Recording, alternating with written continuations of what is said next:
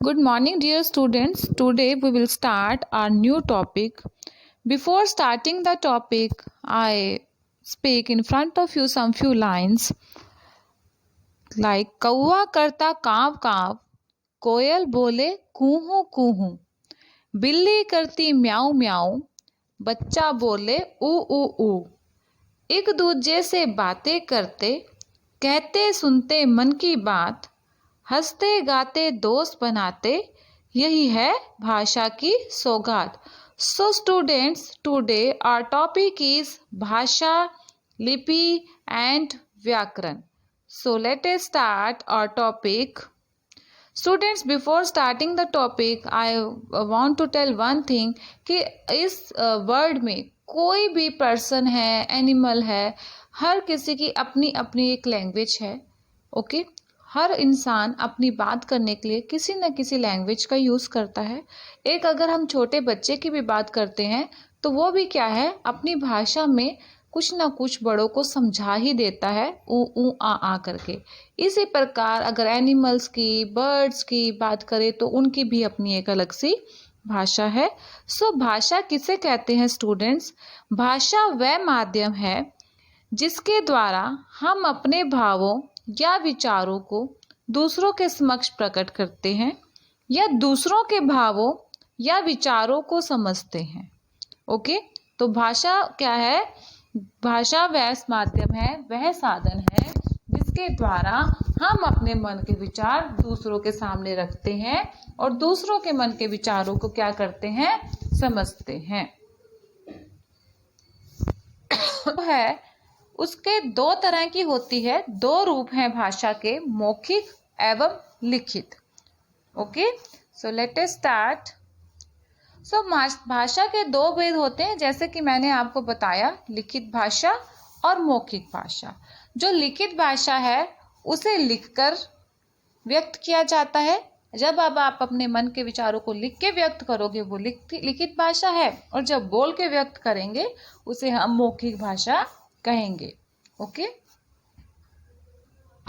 भाषा का वह रूप जिसमें एक व्यक्ति अपने विचार या मन के भाव क्या करता है, लिख कर प्रकट करता है।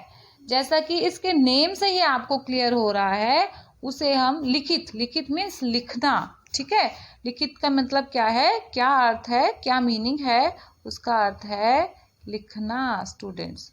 तो लिखित भाषा का अर्थ क्या है? जब हम लिखकर किसी बात को व्यक्त करेंगे उसे हम लिखित भाषा कहेंगे। एक व्यक्ति उसमें अपनी बात को लिखकर बोलेगा और दूसरा व्यक्ति उसे पढ़कर समझ लेता है, इसी को हम लिखित भाषा कहते हैं। नेक्स्ट इज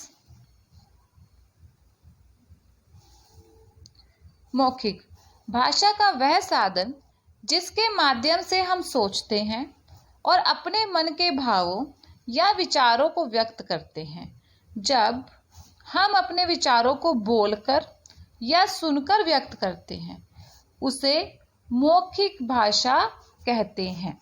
जैसे कि मैंने आपको पिछले उस स्लाइड पे बताया कि जब अब अपनी लैंग्वेज को लिखकर, अपनी बात को लिखकर बताओगे वो लिखित भाषा है, और जब बोलकर बताओगे मौखिक यानी मुख से बोलकर, मुंह से, जब आप मुंह से बोलकर अपनी बात को बताओगे उसे हम मौखिक भाषा कहेंगे।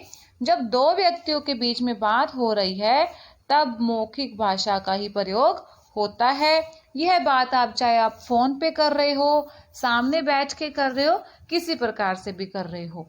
तो मौखिक भाषा का सबसे अधिक प्रयोग जो है नाटकों वगैरह में होते हैं, जब वो अपने डायलॉग वगैरह बोल के अपना करते हैं। यस, नेक्स्ट इज आता है स्टूडेंट्स, एक भाषा का एक रूप है सांकेतिक रूप, जिसके अंतर्गत जब हम इशारों या संकेतों द्वारा विचारों का आदान प्रदान करते हैं उसे हम सांकेतिक भाषा कहते हैं। ओके, चलिए नेक्स्ट स्लाइड्स पे चलते हैं। So students, most important thing is, जो हमारी हिंदी है उसको राष्ट्रभाषा का क्या दिया गया है, दर्जा दिया गया है, क्योंकि वो पूरे राष्ट्र में बोली जाती है। इसी प्रकार अंग्रेजी, पूरे विश्व में सबसे अधिक अंग्रेजी भाषा बोली जाती है। अंग्रेजी मतलब इंग्लिश बोली जाती है, और इंग्लिश को अंतरराष्ट्रीय भाषा कहते हैं। किस भाषा को अंतरराष्ट्रीय भाषा कहा जाता है स्टूडेंट्स? अंग्रेजी यानी इंग्लिश। और किस भाषा को आप राजभाषा या राष्ट्रभाषा, राजभाषा या राष्ट्रभाषा कहते हो?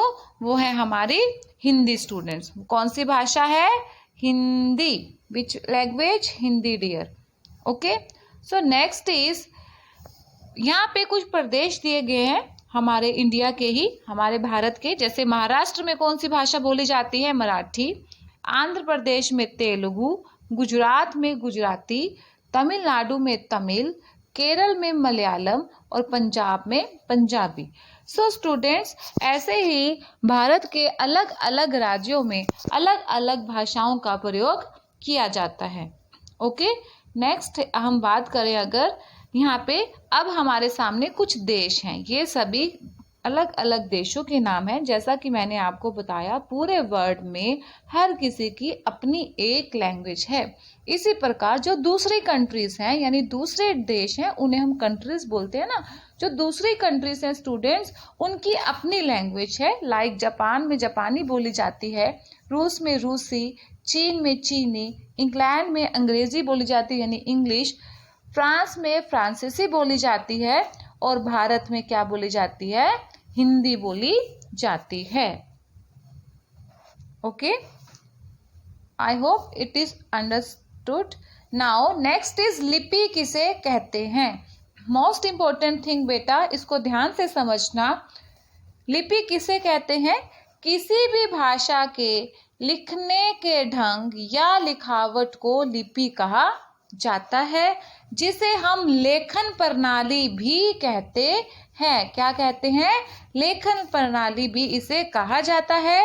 लिपि को आसान भाषा में आपको समझाएं तो, किसी भी ध्वनि को लिखने के लिए जिन चिन्हों का प्रयोग किया जाता है, उपयोग भाषा में किया जाता है, उन्हीं चिन्हों को हम लिपि कहते हैं students. So come to the next slide. Next one is, here we have some lipis. ये जो है सम लैंग्वेजेस हैं हमारे पास, और कुछ उनकी लिपि बता रखी है। जैसा कि students, as you are able to see, जो हिंदी है, हिंदी की लिपि क्या है? देवनागरी। हिंदी की लिपि क्या है? देवनागरी। अंग्रेजी यानी इंग्लिश की लिपि रोमन। संस्कृत की लिपि भी देवनागरी है। मराठी और गुजराती, इन सब की लिपि देवनागरी ही है। और इनको लिखने के लिए जो भी ये चिन्ह जैसे भी किया जाता है, जैसे इंग्लिश लिखने के लिए आप ABCD की हेल्प लेते हो, हिंदी लिखने के लिए क ख इन सब की हेल्प लेते हो। इसी प्रकार आप पंजाबी लिखने के लिए अगर हम बात करें तो ऊड़ा, एड़ा, ईड़ी, इन सब चीज़ों की हेल्प ली जाती है। तो इन्हीं सब चीज़ों को क्या बोला जाता है? इन्हीं चिन्हों को आप लिपि कहोगे। नेक्स्ट इज, किसी भी, I hope it is visible, या नाउ इट इज विजिबल। किसी भी भाषा को लिखने की विधि को आप क्या कहते हैं? आप लिपि कहते हैं। ठीक है, ओके। सो प्रत्येक भाषा के लिपि चिन्ह अलग अलग होते हैं, और उन्हें अलग अलग नामों से ही क्या किया जाता है स्टूडेंट्स? जाना जाता है। प्रत्येक भाषा की अलग अलग लिपि होती है, उनके चिन्ह भी अलग अलग होते हैं, और उन्हें अलग अलग नामों से जाना जाता है। जैसे कि हिंदी व संस्कृत की लिपि देवनागरी है, और इसी प्रकार अंग्रेजी भाषा की लिपि रोमन, पंजाबी की गुरमुखी, उर्दू भाषा की लिपि फारसी है।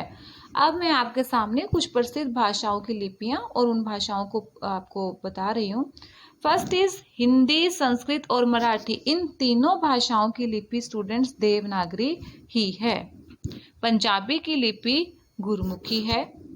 ओके, नेक्स्ट इज उर्दू और फारसी। इन दोनों में लिपि जो है फारसी है। अरबी जो है, अरबी ही उसकी लिपि है। बंगला की लिपि बंगला है। रूसी की लिपि रूसी है।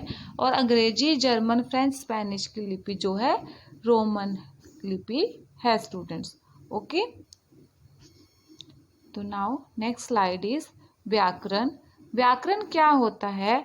भाषा को शुद्ध रूप में लिखना, पढ़ना और बोलना सिखाने वाला शास्त्र ही क्या होता है?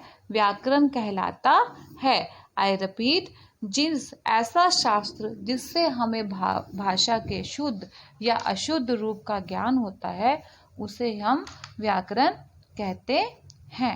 ठीक है, व्याकरण से ही हम उसके शुद्ध रूप को जान पाते हैं। जैसे अगर मैं आपको उदाहरण दूं कि लड़की विद्यालय जाता है, क्या ये सही वाक्य है? नहीं, हम ऐसे बोलेंगे लड़की विद्यालय जाती है। तो भाषा का अशुद्ध यानी कि गलत और सही के बारे में हमें किससे पता चलेगा? व्याकरण से ही पता चलता है। ओके, सो स्टूडेंट्स, ये भी एक इम्पॉर्टेंट बात है कि भाषा अपनी बात कहने और भावनाओं को ध्वनि संकेतों के माध्यम से व्यक्त करने का एक साधन होता है। भाषा में क्या होता है ना, हम अपनी भावनाओं यानी अपनी बात को व्यक्त करते हैं, लेकिन जो लिपि है स्टूडेंट्स, उसी भाषा को लिखित रूप देने की एक व्यवस्था है। इस बात को ध्यान देना, भाषा में हम सिर्फ अपनी बात को व्यक्त करते हैं, लेकिन लिपि के द्वारा ही हम उसको लिख सकते हैं। तो भाषा और लिपि में भाषा अधिक महत्वपूर्ण है। सामान्य अर्थों में हम कह सकते हैं भाषा जो कि मौखिक ध्वनि का रूप है, उसको लिखित रूप में वर्णों के माध्यम से प्रकट करने के लिए किसका यूज किया जाता है? लिपि का यूज किया जाता है। So students, I repeat, the important points in this slide is विचारों का आदान प्रदान भाषा के द्वारा ही किया जाता है, नंबर 1। सेकंड इज भाषा को 2 रूप होते हैं, मौखिक और लिखित। हम संकेतों द्वारा भी भाषा को व्यक्त करते हैं। ओके, नेक्स्ट इज हिंदी हमारी जो है स्टूडेंट्स राजभाषा है, और इंग्लिश यानी अंग्रेजी जो है अंतर्राष्ट्रीय भाषा है।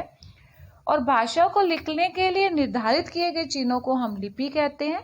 हिंदी की लिपि देवनागरी और अंग्रेजी की लिपि रोमन है।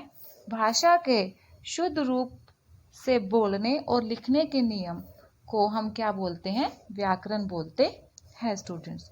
Thank you, have a nice day.